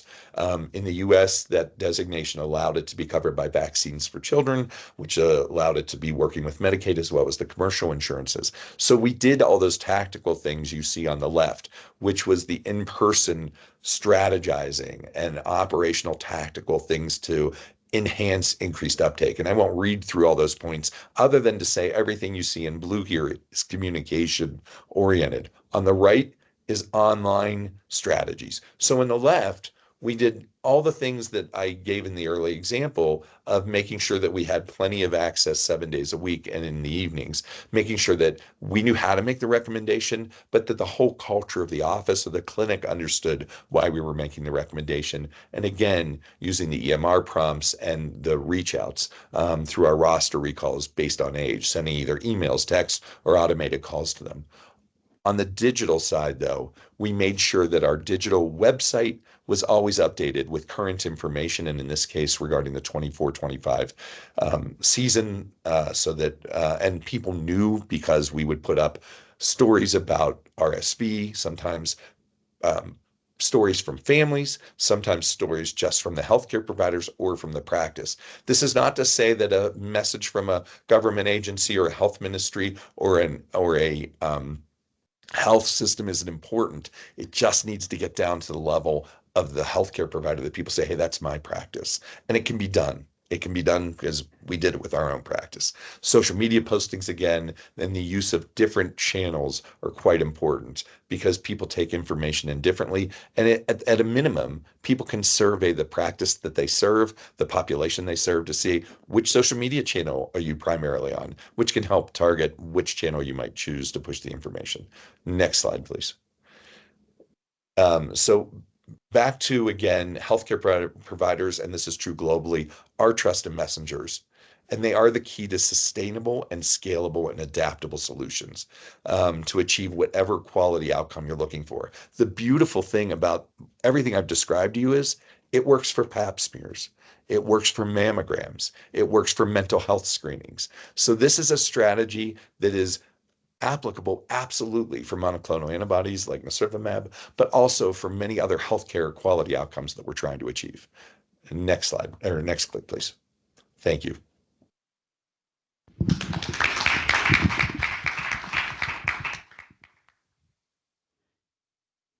Dr. Wellen, thank you so much for a really great presentation. Something that has really emerged over the last several years is the rise of vaccine hesitancy. We found in a recent report that several economies over the last few years have experienced decreases in adult confidence in vaccination. And so I think what is really helpful for us is to be hearing from experts like you on what economies can be doing in order to support practices and what healthcare providers are able to do in order to support their communities like you are. So thank you so much for that. Going on to the next slide, thank you. So we do have some time today for economy interventions. If you are interested in providing an intervention, please either raise your hand or you can do the APEC practice of taking your nameplate and turning it on its side. When called on, please state your name, economy, and affiliation, and please do keep any interventions to 2 to 3 minutes so that we can get to everybody and also answer some questions.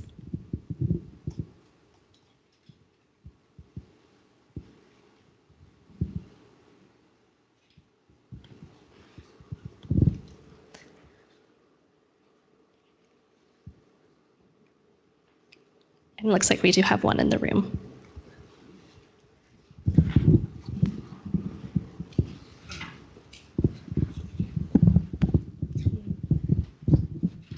Thank you. My name is Akane Natsuki, and I'm from Japan, the Ministry of Health, Labor, and Welfare, and I'm from the vaccination department, and I'm responsible for, I'm dealing with the RSV vaccination, and we're on the discussion of introducing this MAB and maternal fetal vaccination to our NIP.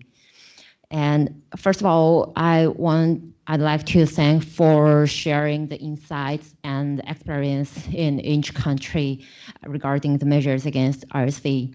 And in our country, RSV, especially for younger children, affect the younger children, and we have the report that 1 in 10 hospitalized infants under the age of 1 needs mechanical ventilation. So usually RSV infection is dealt with in the primary and secondary healthcare institution, but there are some patients who needs intensive care. So we recognize that there is a burden to our healthcare system.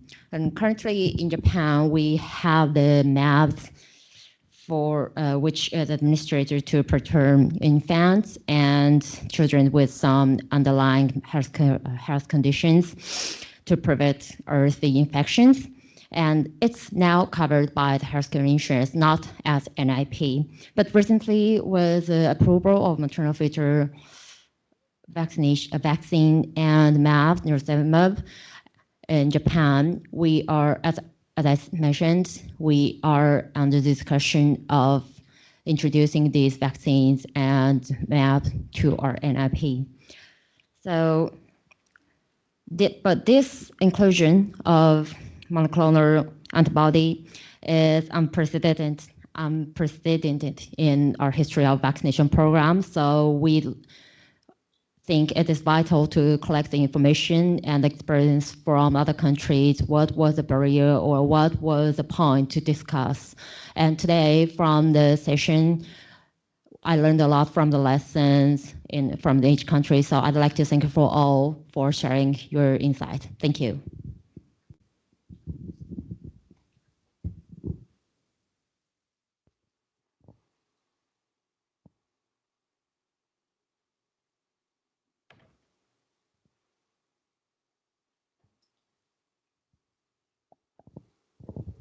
Thank you so much to Japan for your intervention.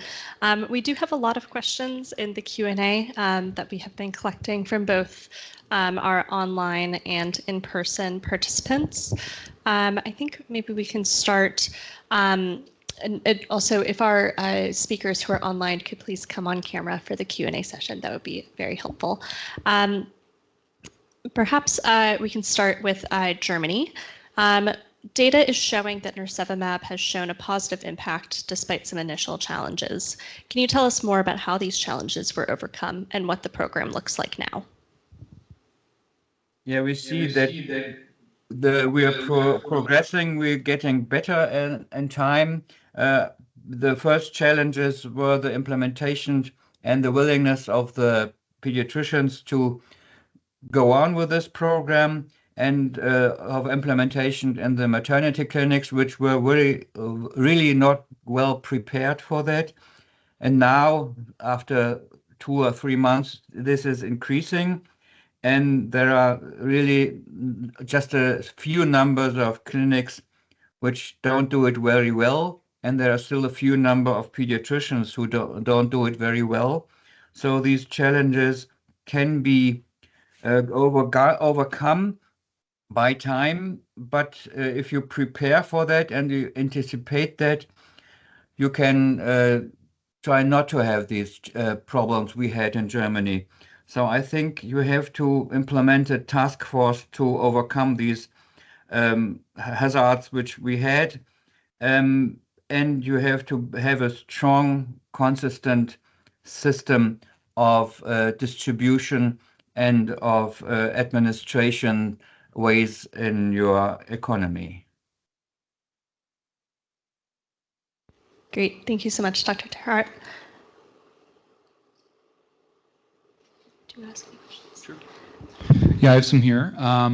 One question for Australia. Australia shared the big positive impact in Western Australia and Queensland last year. For the new program, will parents be informed of both products to be able to make a choice? How does parent choice factor into the ongoing approach moving forward? Sure, thank you. I can hear an echo. Is that on? So yes, the answer is simply is yes, that they will be offered that choice. I can hear strong echo. Just Let me know if you're hearing the same. If not, I'll just continue. No echo here. Okay, thank you. Sorry. Yes, they will be made aware of the options. So what's interesting, as I highlighted, was this notion of prioritising, and at a practical level, how that can possibly be delivered by healthcare providers, and particularly those who are responsible for antenatal or obstetric care of their patients. And we'll find out. In a way, though, it doesn't matter too much, because we know we can deliver a program at a very high level of uptake and coverage with monoclonal at birth. So one would hope that it could only get better with the combination of other pregnant women being offered that opportunity, and then the system which is robust enough with good quality data recording to be able to identify those babies who have not had their mothers vaccinated, so that they can receive at birth nirsevimab. So we'll see, and at the end of the day, we already have reasonably good uptake of other pregnancy vaccines, probably similar to what was described in Spain, but possibly not so good. We have seen a tail off in the post-COVID of modest amount, but nonetheless noticeable for the 3 pregnancy vaccines, COVID, Tdap, and flu.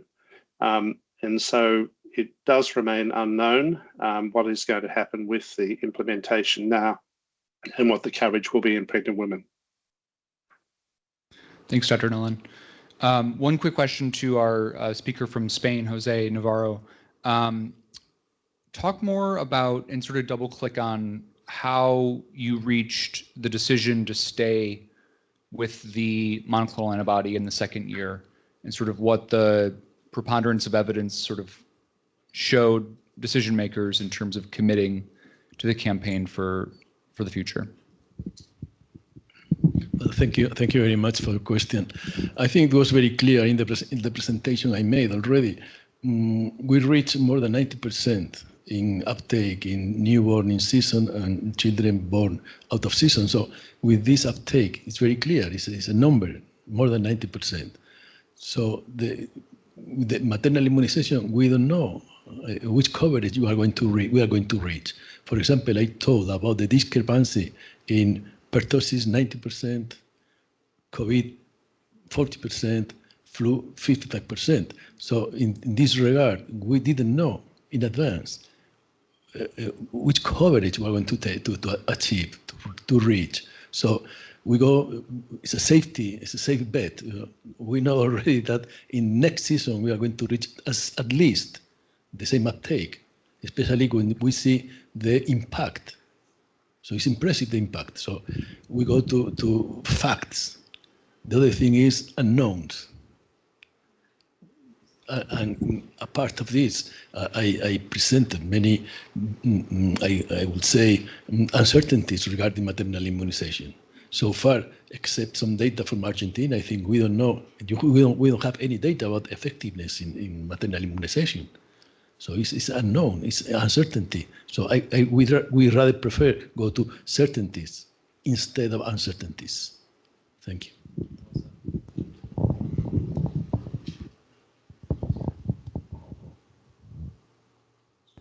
I think one more. I have a question here for Rafa from Chile.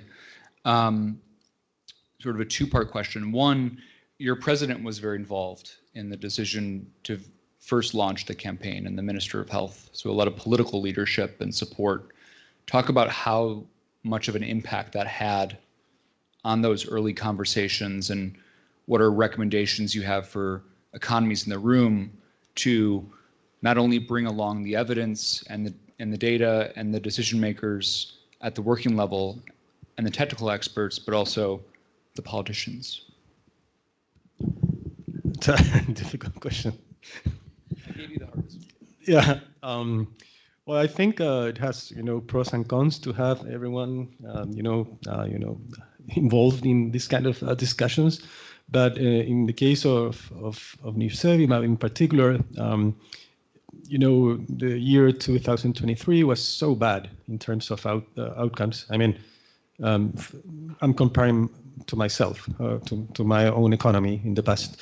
that was a big hit for the government in general, even though technically they were doing what others would have been doing, so there were no differences. So it was important for the political side to be involved and to show, the public that it was a problem. The RSV infections in infants was actually a problem, that it was of national, level, right?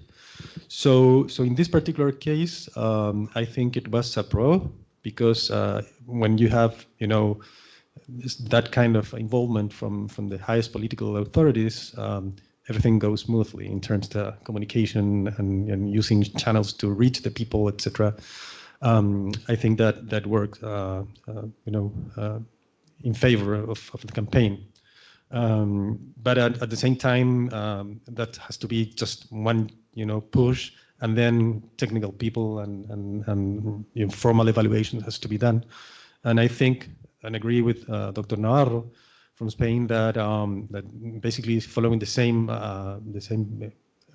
chain of thought, we were moving forward to a second year, because evidence is pretty overwhelming.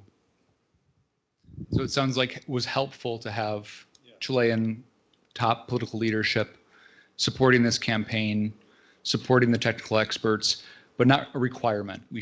Other economies shouldn't wait for that or pause until they get sufficient political leadership. It's really necessary, but maybe not. I don't think it's a requirement. It was that happened. That was the story. Not necessarily you have to, you need that. Great. I think perhaps 1 to 2 final questions to be asking. Dr. Woolen, we do have a question here. How should we be tailoring access and outreach to different populations? Would love to hear your perspective on that. Yeah, I would say that. Oh, sorry, I'm hearing a little echo too. That's going to come back to collecting good data on your patient population that you serve. So recognizing when they, excuse me, when and where they need you to be. So we know that immunization campaigns don't just suffer from people's beliefs. Sometimes they suffer from access. So if they can't reach you where you're at, or they can't get to you during the hours that you're open, that is a big issue. So one of the things that we did that ended up driving immense uptake and allowed us to be a leader in our state and in our region was, again, enhancing access. So we didn't survey the patient population for that, because we ended up just taking a 7-day per week, 4-night per week approach, recognizing that a lot of the metrics that we get measured on in the US was about, preventing unnecessary utilization of the emergency room. So if the primary care setting was open more hours, people could come there for all sorts of things, including immunizations. But if you're trying to be targeted in your approach to access, I think it's important to survey your population or use some type of population data that allows you to be most effective, particularly if you have multiple sites, being able to reach the population in a methodic way that reflects the data showing when they need to get to you and where they need to get to you. Great, thank you so much, Dr. Woolen.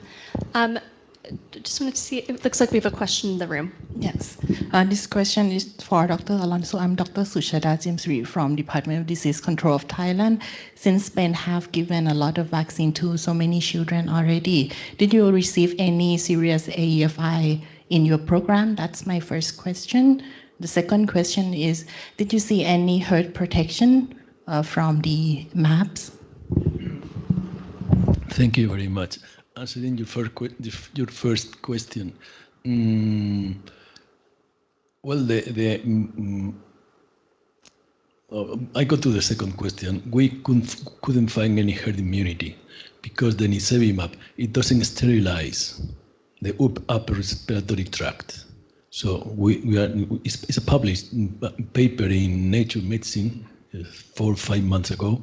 They demonstrate that it's not a sterilizing agent. So you couldn't not expect any herd immunity.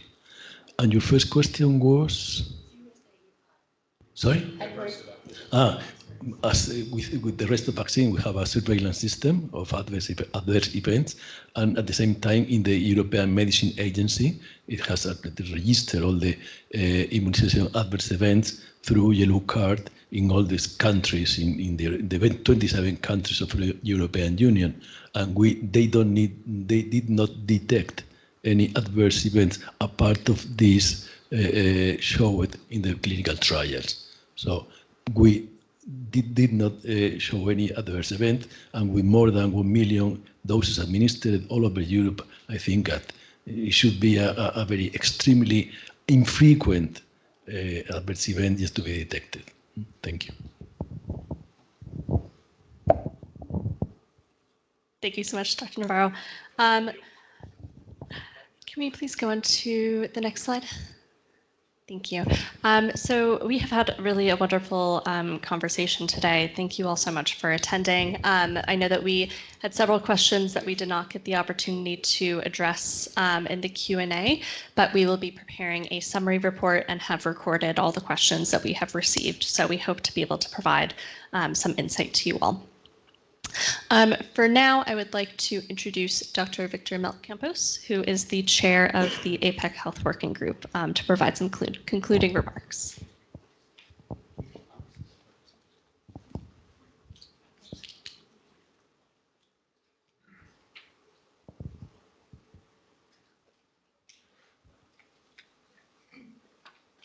Thank you.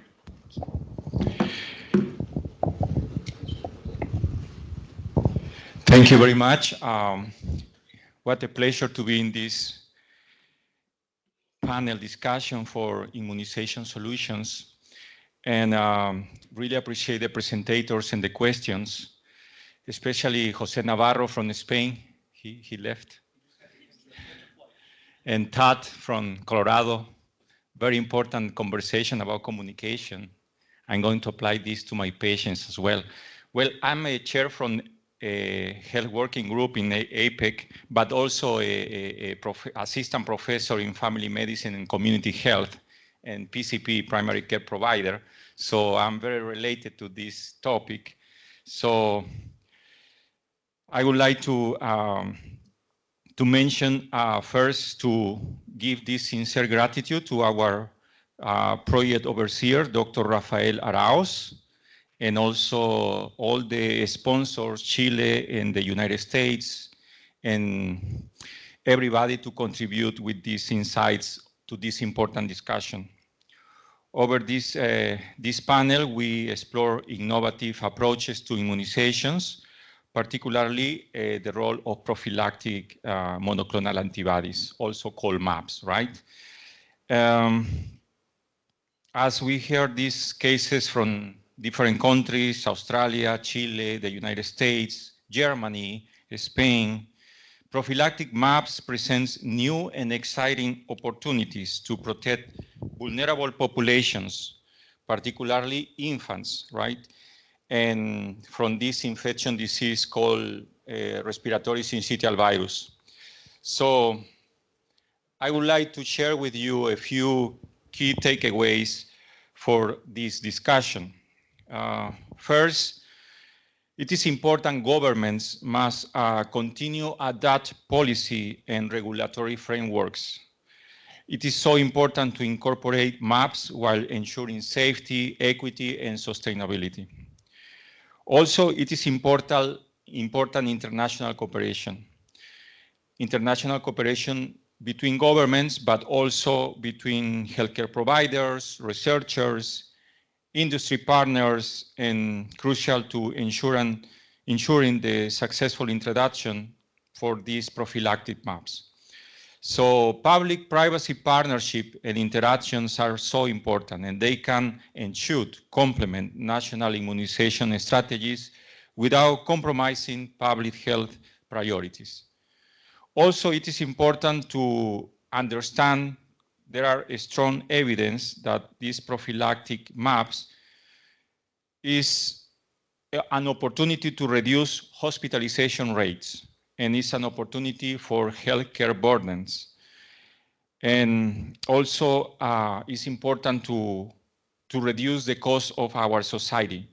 For example, it's so important as this parental leave will be alleviating with this innovation, and also gonna increase the workforce productivity. Also, the successful of these prophylactic masks and other immunization solutions depends not only on policies.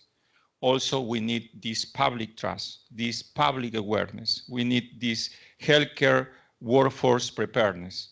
So as a chair of the health working group, we have a function to complete. And I would like this function to complete to be transparent, with transparent communication, and give this foster public confidence.